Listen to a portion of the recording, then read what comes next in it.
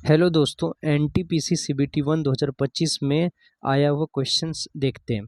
यदि माल 450 रुपये में खरीदा गया और 1/3 माल 10% की हानि पर बेचा गया, तो पूरे लेन देन पर 20% का लाभ प्राप्त करने के लिए शेष माल को कितने प्रतिशत लाभ पर बेचा जाना चाहिए।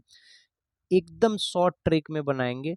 ठीक है, एक मेथड होता है डेविएशन मेथड, उस मेथड से टोटल मान लेते हैं कि 3 माल है, उसमें से एक माल को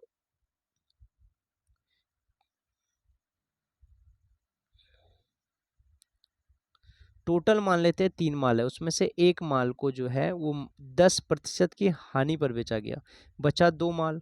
2 माल को कितने प्रतिशत लाभ पर बेचा जाए कि ओवरऑल जो है वो 20% लाभ हो। ठीक है, ओवरऑल क्या हो, 20% लाभ। तो हमको देखना है, देखिए ये जो 10 था यहाँ भी 20 होना चाहिए और यहाँ 2 माल में भी 20 होना चाहिए। 20%, 20%, तभी आएगा 20%।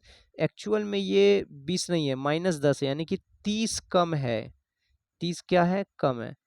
एक माल पे 30 कम है और यहाँ भी 20 होना चाहिए था।